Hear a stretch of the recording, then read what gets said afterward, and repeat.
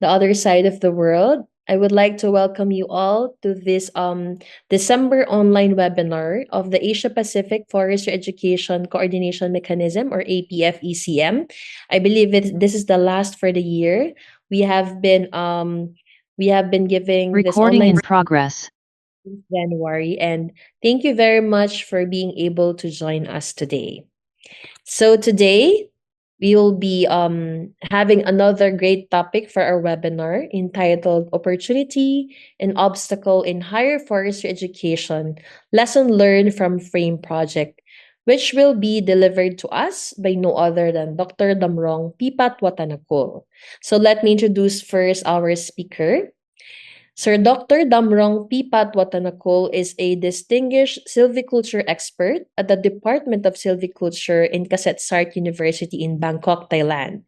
He earned his Master of Science in Silviculture from the same university in 1990 and his Doctor of Science in Agriculture and Forestry degree from the University of Helsinki, Finland in 1997. His research focuses on forest landscape restoration to rehabilitate degraded ecosystems.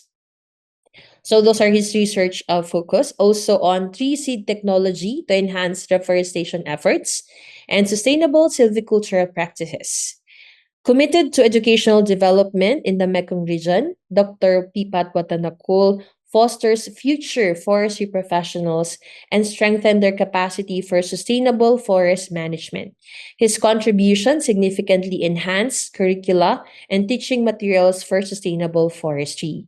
So for today, Dr. Pipat Watanakul would be sharing with us the learnings that he had in the FRAME project. So, Dr. Damrong, the floor is now yours. Thank you, Cordilan. And first of all, thank you for you as the host for my presentation, representative of Professor Pu Hin. Thanks for your coming. And then welcome to all of the audience in this presentation. So I'm going to present right away. I'm not sure whether I am going to take too long time.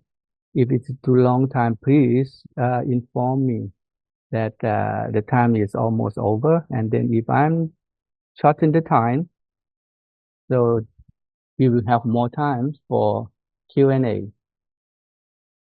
The topic of my presentation today is about opportunity and obstacle in higher education and lesson learned from FLAME project. So the set of my presentation today. So I will brief you all what about myself and then specifically to presentation of today. And I would like to review the Southeast Asian higher forestry education, go further to the FLAME project, and later on, finally, we come to Q&A. So what I'm going to draw down from my presentation today is based on my experiences. As I put the heading as I believe in capacity building, the experiences as the participant or internship in the project. By that time, it's about fuel wood and forestry funded by USAID. That's a long time ago, but that is presenting as the beneficiary. And later on, when I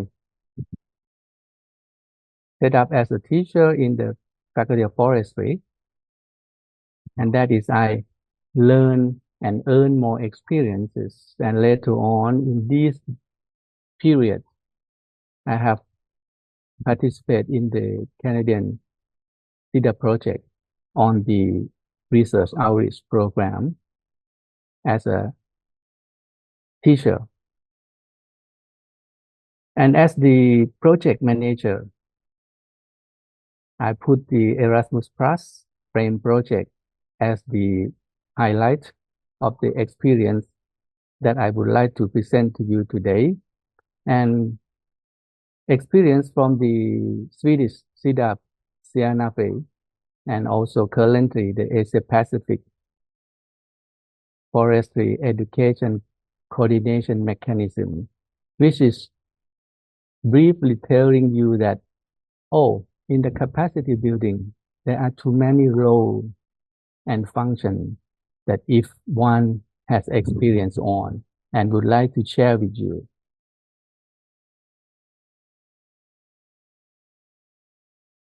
The opportunity, when you look at the forestry education in Southeast Asia, I put the bullet here as the opportunities is growing awareness of environmental issues,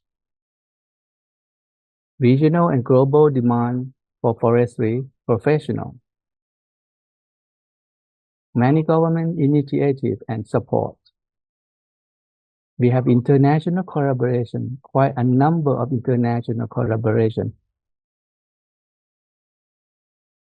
ongoing in Cambodia, in Laos, in Myanmar. Technological advancements. I think most of the countries in Southeast Asia are more or less has a basic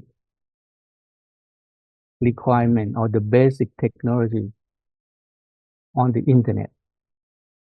And we have a biodiversity and rich of ecosystem, which is offer us a playground for the research and education. And we all in the educational institution aware of interdisciplinary approaches, which is giving us an opportunity. But anyhow, there is also a challenge, or obstacle.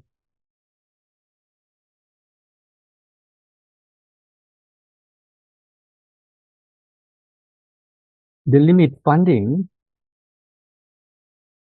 many forestry programs face financial constraints and leading to inadequate infrastructure, outdated curricula, and insufficient practical training. We all have facing a problem. Most of the education institution, that we have a very low rate of enrollment. Many forestry education programs struggle to stay relevant in a light of rapidly changing environmental challenges and technological advancement, leaving a gap between education and the skills required in the field. Instability, economic pressures, and political instability in some Southeast Asian countries can hinder the development. And this is important also that traditional land use practices and local attitude toward forestry can sometimes make a conflict, that we are looking at sustainability, but the local or the attitude may not. Many programs lack adequate field training and practical experiences. Quite a number of programs indeed in Southeast Asia. And in some areas, there may be an oversupply of forestry graduates, which can lead to competition for limited job opportunity, discouraging prospective students. And finally, we still being in the situation of environmental degradation is still ongoing. These are the overall of the Southeast Asian situation, specifically in the forestry education institution. And based on this situation, I could make a conclusion that to overcome this obstacle, I would propose that the concert effort from educational institutions, governments, the private sector, and non-governmental organizations is an essential indeed. This collaboration can lead to the development of the dynamic, relevant, and practice-oriented forestry education that can equip graduates with the necessary skills to tackle pressing environmental challenges and promote sustainable With this, a team of the researcher has proposed the project, and we have got the fund from the Erasmus Plus project. And the name of the project is the FLAME, is abbreviation of the Forest, Climate Change, Mitigation, and Adaptation in the case of higher education cooperation in Mekong region. The duration is during 15 November 2020 to 14 November of 2023. It just recently terminated. On your right-hand side is the team of 6 institutions.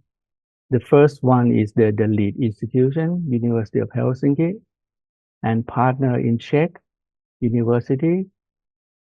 In Laos, we have University of Suphanwong, located in Nakhon Luang Prabang. And the fourth one is Savanakhet University. And we have 2 Thai institutions, Chiang Mai University and the Faculty of Forestry Kasetsat University, is aiming to foster related higher education system in Laos and Thailand by modernizing, improving accessibility, and internationalization of the partner curriculum by supporting the development of new learning and teaching tools, which is focusing MOOCs and also the other open source ICT tools, specifically in relation to sustainable forest management and the forest restoration and rural livelihood. We derive it into a specific aim to introduce MOOC and open source ICT tool to support Tu Lao University to develop the MS Forestry program and to support Tu Thai education institution to develop and improve the existing program, specifically in forestry, upgrading facilities necessary for the implementation, improve the employability of the graduates, support the North-South cooperation and exchange, improve the capacity of partner institutions to access national and international funding for research and academic cooperation. If you're looking on the number 6, this is looking at the funding agency from Europe that's considered as the Northern Hemisphere, and we in Thai and Laos is the Southern Hemisphere. The project would like to support the cooperation from Europe to Thailand, and Thailand deliver to Laos. So that we call North-South cooperation.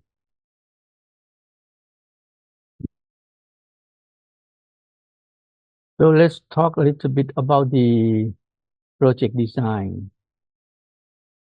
We design as a phasing of preparation phase, implementation and dissemination, quality control, and closing the project. So this is the project-wise design. We start with the kick-off meeting, and we start also with the need assessment. Each partner in Thailand and in Laos will do the need assessment before we start implementing the thing. So at the implementation and dissemination is based on the need assessment. We're looking at the thing that, for example, in Laos, if we are focusing on curriculum development. So based on the need assessment, what are you going to do based on the need assessment? So we introduce an idea of participatory of the participant in the meeting, giving us the quality control. So we We manage and administrate the project by the lead institution, coordinate between us and the funding agency, which is Erasmus Plus. We have steering committee to govern all the activity. We also, actually, this is the requirement of the Erasmus Plus. They should have the external review when we deal with the curriculum. The funding agency require external auditor, and every activity we have to do the evaluation and report. And then we evaluate through the steering committee. And during the final phase, we organize the closing project meeting just to wrap up what we have done and what should be put in the report to the Erasmus Plus. So these are the things that we are working in the 3 years project. And if you realize that during the year 2020, we still in the period of the pandemic of the COVID-19. So looking at the opportunity of the 3 years activity together, I would like to highlight in this opportunity. The first one, I would like to say that pedagogy and curriculum design trainings drive transformation in forestry education. This is very essential. Upskilling with modern technological equipment that we have been opportunity, and we have also able to buy the equipment to facilitate our teaching as a teaching material. The next opportunity is the establishing networking opportunity among member 6 universities that we are able to enhancing teaching skills. And the first 4 opportunity, I would like to say this is kind of the individual capacity building, but at the upper scale of the opportunity from this frame project, we are adopting a multi-level cooperation approach between the member in each university, among partner institutions in Thailand, in Laos, and also in the university partner in Europe. That is a very good opportunity that we collaborate. So the other opportunity is embracing a multidisciplinary, holistic educational approach, which is somehow came from external auditor, or sorry, external reviewer. When they review the curriculum, review the courses, so that is giving us to realize on the relationship of the course with the other and with the outcome, learning outcome. And the last one on opportunity is sharing expertise among partner institutions. So as the Thai institution is supporting Laos University in curriculum development, which is somehow giving us opportunity to test and learn what we have learned from the project as well. But that is very good exercise from this opportunity. So more or less, we still have facing the obstacles. The first one, as I put here, an impact of the COVID-19 pandemic still remain in the beginning of the project. 1.5 years of the project, we manage everything online. And think about when we organize the pedagogical training in the format of online training. Yeah, I would say that is on-site training is more effective. And the second obstacle is the limited communication skills. So I put here is the structure of the institution in this project. Even though we have committee that we call steering committee, but when we organize the online meeting, so it doesn't give us an opportunity comparing to an on-site meeting. And we have the time limit. A communication, it doesn't work well with an online, and also create an impact on activity implementation. And the third one is absence of participatory approach.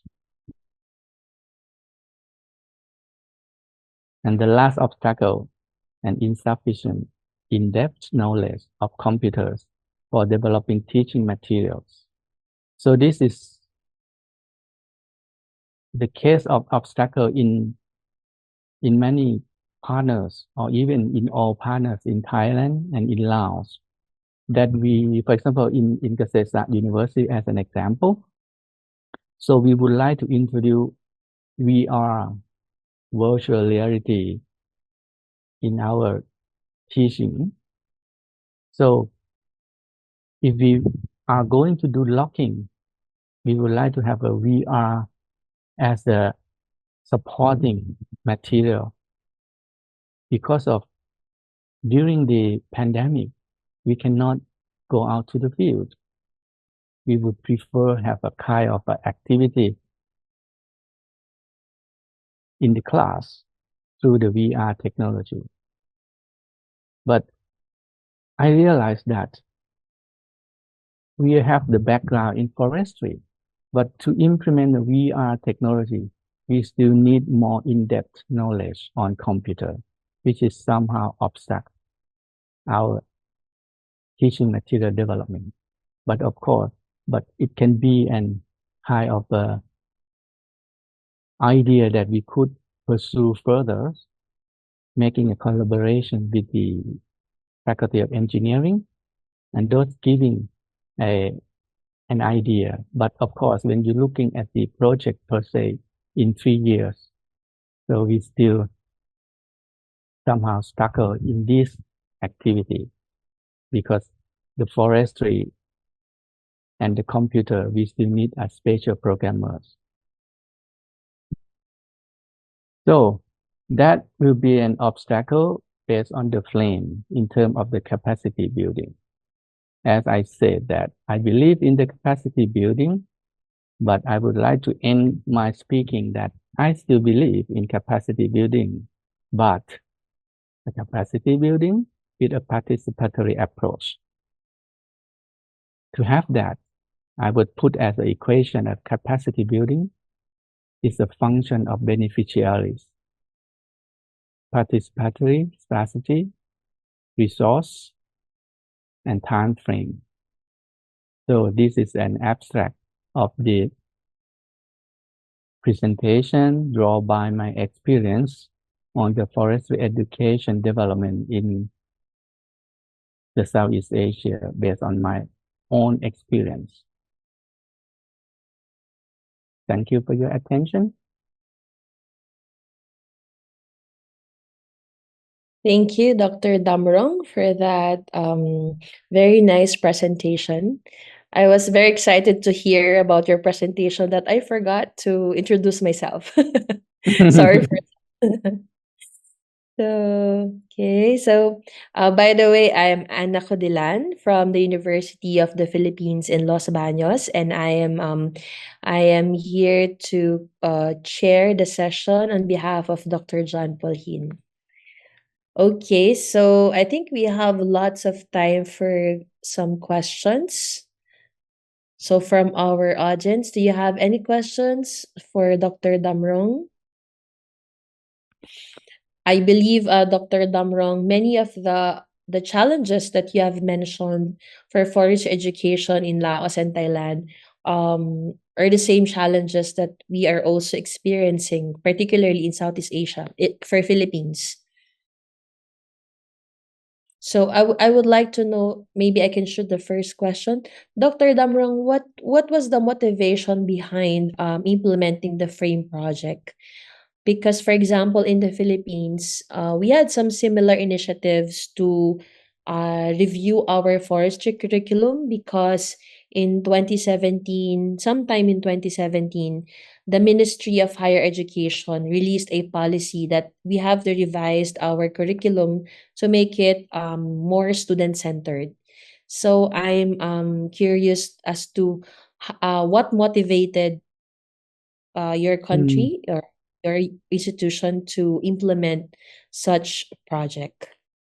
yes, the motivation of participating in the Flame project is Mm, came from the nature of the forestry education at the CESA University. We mm, have the few practical courses. Yeah. All students have to work out in the field. But during the pandemic, even before the pandemic, the government has already a policy on the develop the teaching material, you know, and together with the modernized teaching technology.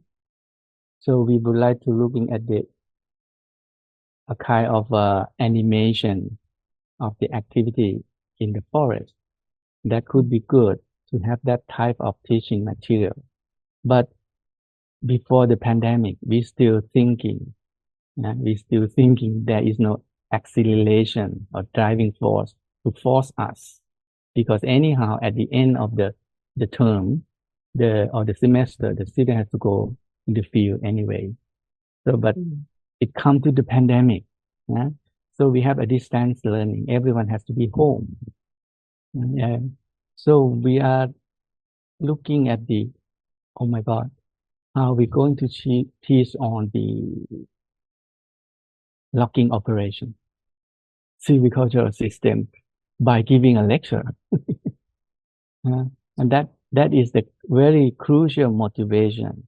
And then my colleagues asking, so I would like to develop a project on the capacity building, submit to the Erasmus Plus. So we are thinking, oh, that's good, and developing the project. So the motivation is about teaching materials development. mm, Yeah. And also another reason that motivate us to looking at the teaching material development is the number of the students is increasing, which is somehow opposite to most country in Southeast Asia. Our mm, forestry student in each year is about 350, mm, 370. So the number is increasing. So the class from 100 going up to 300. How could we manage? mm, Yeah. So we need to introduce kind of uh, electronic teaching material to mm, support our teaching. So that your question is very, very important. That how could the capacity building start up? mm, mm. Yeah. Thank you, Dr. Damrong. Uh, you said that in your university, the enrollment for forestry course is increasing. Is that Yes. right? Wow. Yeah. That is, I think, contrary to what is happening in most forestry schools in Southeast Mm. Asia.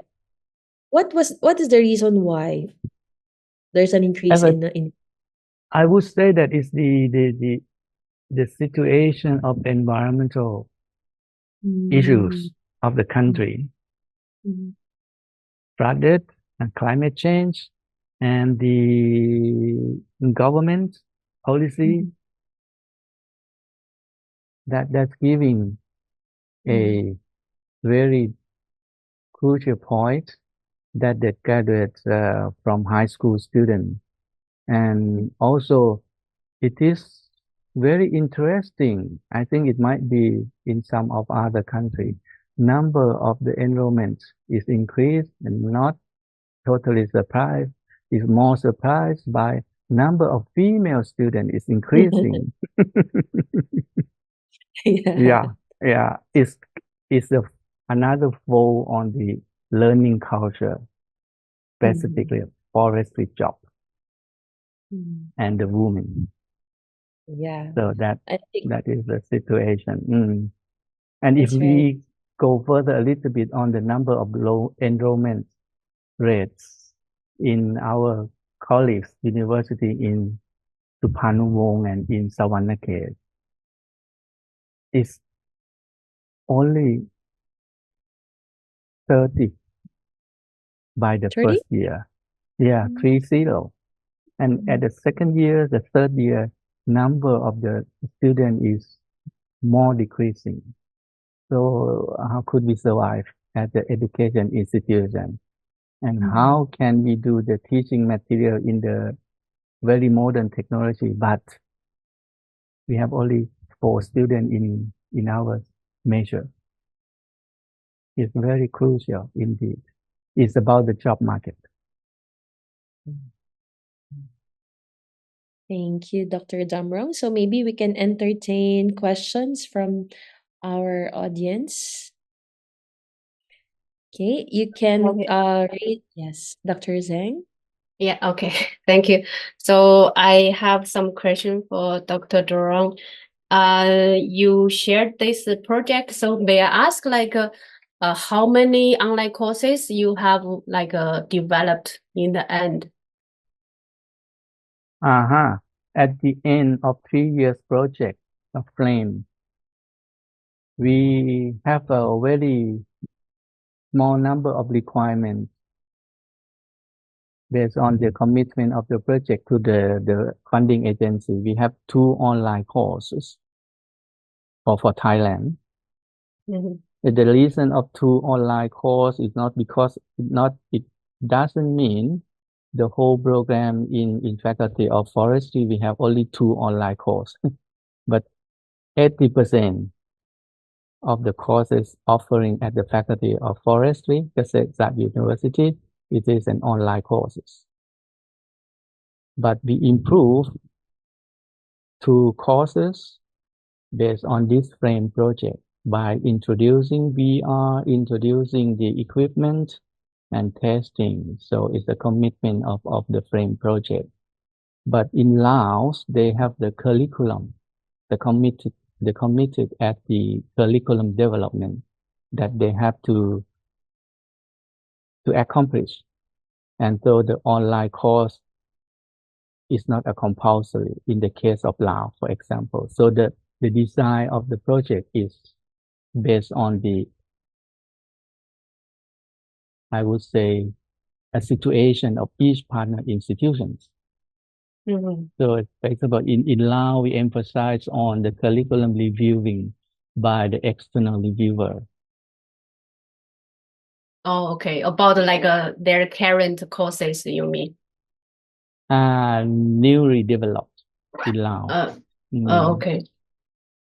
newly developed in Suphanuvong. It was supported by Chiang Mai University, by the team of the Elliot, the Foru project. And in Savannakhel, in Suphanuvong is emphasized on the uh, community forest restoration. And in Savannakhel is supported by Kasetsat University on the forest management, sustainable forest management. Yes. Okay. Probably, I think you should know that, from APF ECM, we also have this online education, project. We developed the online courses, for this sustainable forest management.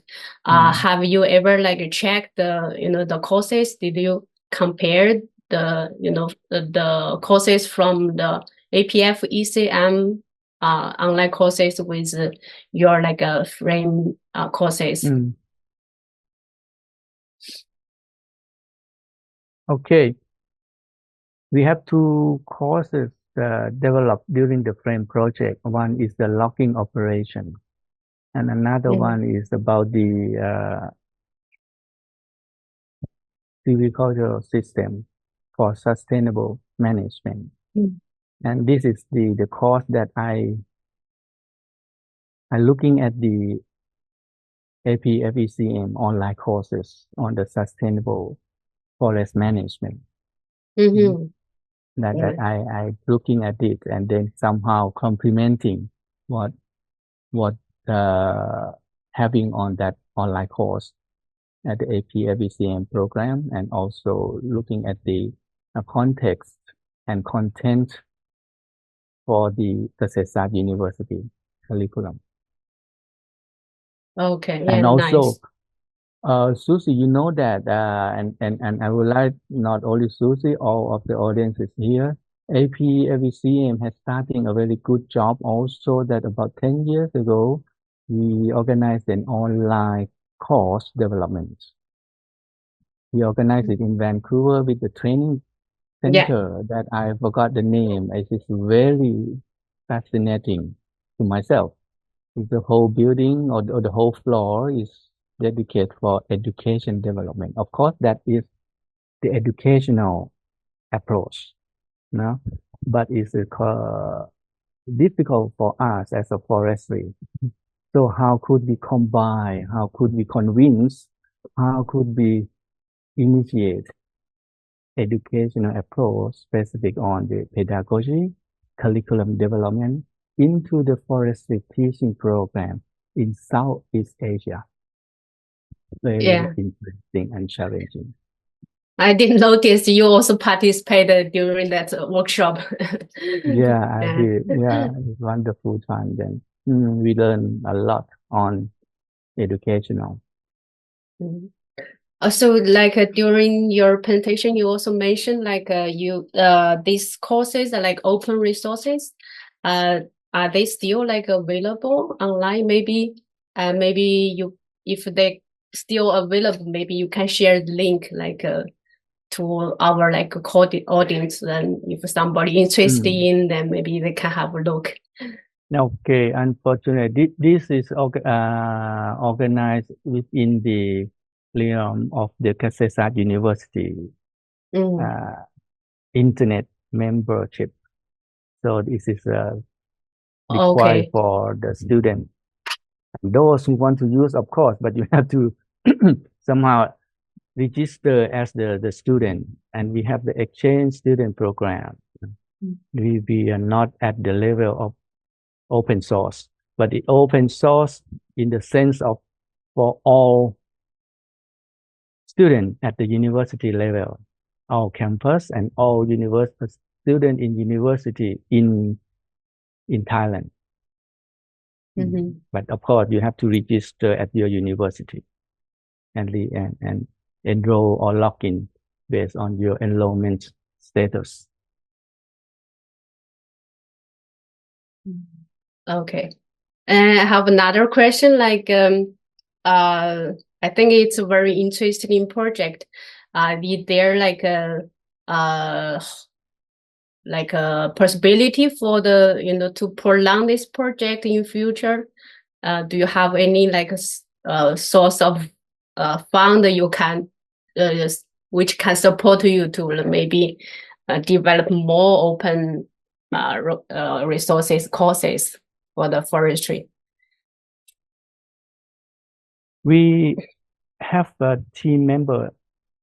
So looking at the Southeast Asian level at first, at the Suphanuvong, Luang Prabang, Savannakhet from the center of Laos, the program still ongoing to get the government approval. And then the staff need a capacity building in terms of the specific activity on forestry program. They would need on the landscape restoration. And in Luang Prabang, in Savannakhet, they would need on the sustainable forest management as a program, helping them to organize or implement the curriculum. But in terms of Chiang Mai and Kasetsart University in Bangkok, so Chiang Mai, they are looking at the modern technology for forest restoration, the Foru project. They have a different type of establish the natural forest using the drone, using the GIS. That could be an activity that could be cooperated with to make it more precise.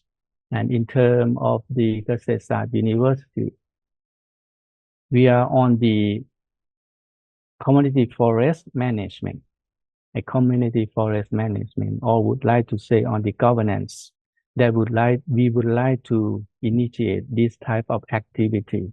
It is very challenging to put the course on social forestry, community forestry as an online course and having the VR technology support. That is one thing that I would like to offer to you, that a kind of the ongoing, or next step after this program. And specific to Vancouver UBC.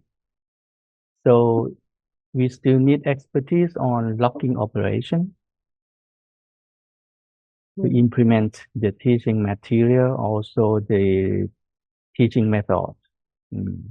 And also in Savannah Cave, it would be good to have collaboration with APF ECM or specifically to Vancouver UBC. They are developing the wood technology. So they need expertise on this.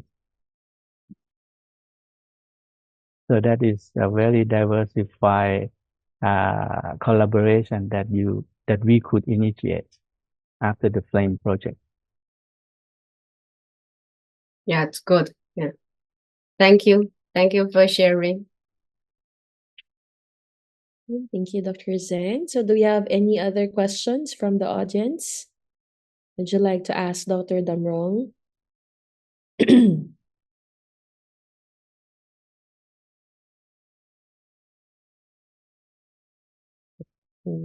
I have one more question, Dr. Damrong. Please.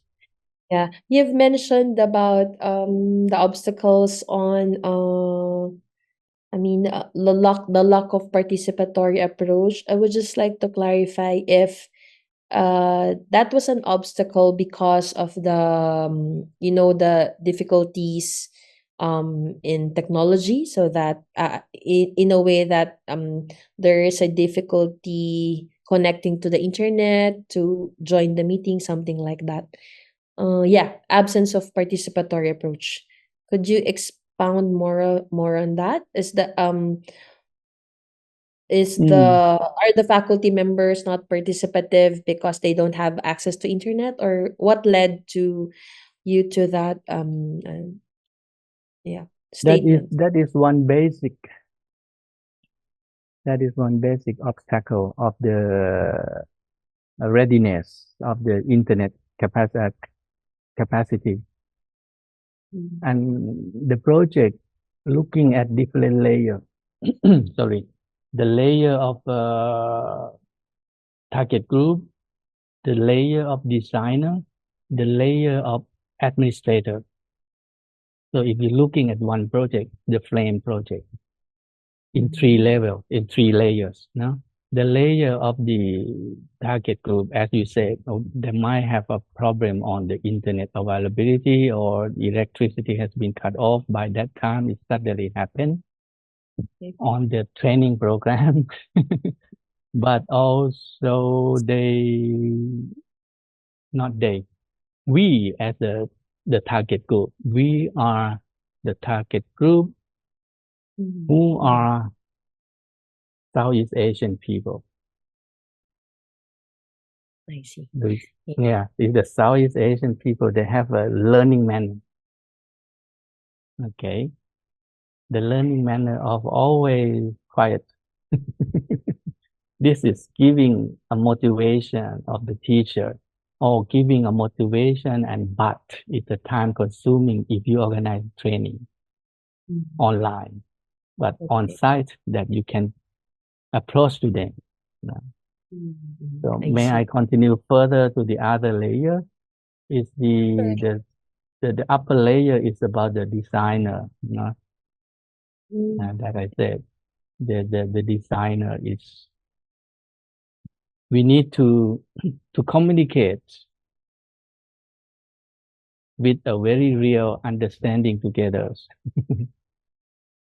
Because when you talk about the pedagogy, there are many confusing words among the team, between the team, and the whole program. The designer has time to communicate or not. And I would like to mention that we need to communicate. Either you say some simple word, but you have to make sure that your colleagues understand it. Now, in terms of participatory, they have to be expressed by themselves. Oh, okay. And then at the administration level. So this is very crucial. Looking at the FLAME project, we have lead institution from European institution, two of them coming with their own perception to us. It really need time to understand each other. But your perception, European perception, may not fit to the Southeast Asian perception, specifically to Thai or to Laos. That will be a very crucial point also. So, and if you are not patient enough, so the participatory doesn't happen. That you think that, okay, as we said that you have any question, you still have no question. But the project need to implement in the 3 year time period. So the lead institute have to be punctual enough in order to drive the project. Otherwise, it will be very risky. And also the working style.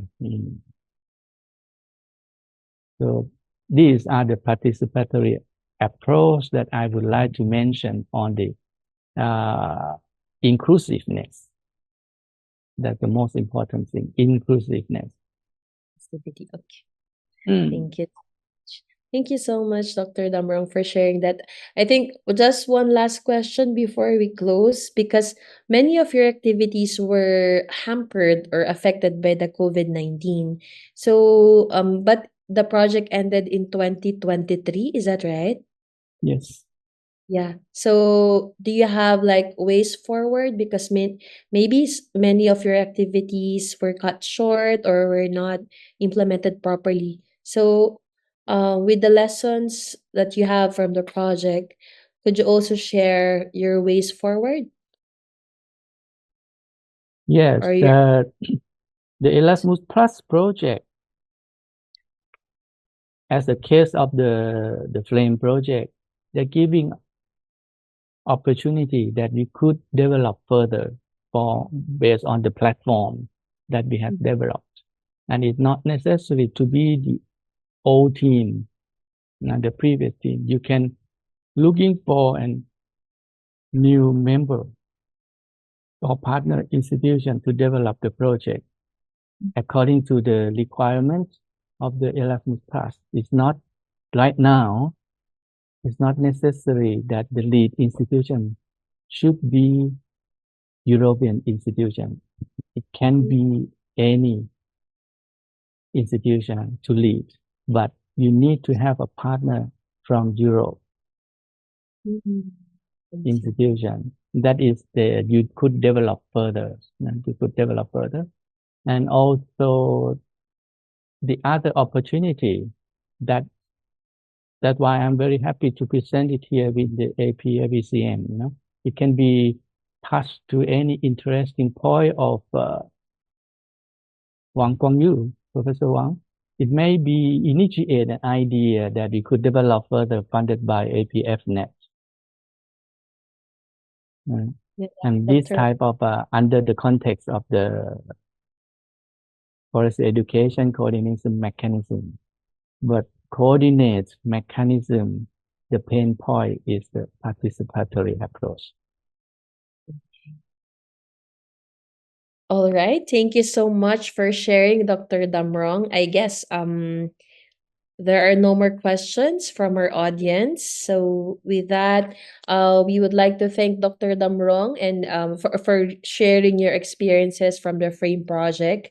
For us, in a similar situation of from an educational institution, we can totally relate to some of the obstacles that you have enumerated in your presentation.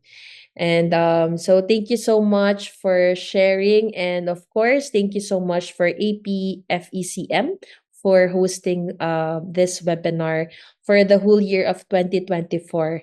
Dr. Zeng, right? This is the last for the year. Do we have some announcements Mm. for 2025? Yeah, So, this will be the last one for this year, but we will have another one in January. Okay, so thank you so much. So I guess we just have to wait for the announcement for the 2025 series of webinars. Yes, Dr. Damron. no, it's just only bye-bye, and then I'm not sure whether it's the proper time to say Christmas to you all. Merry Christmas. Yeah. Yeah, so I think that's about it. Thank you very much, everyone, for participating, and I hope you will be able to celebrate the holidays well. So yeah, thank you so much. So that's the end of Thank our you. one. Thank Thank you to you. you Thank all. you. Bye-bye. Bye bye. Bye.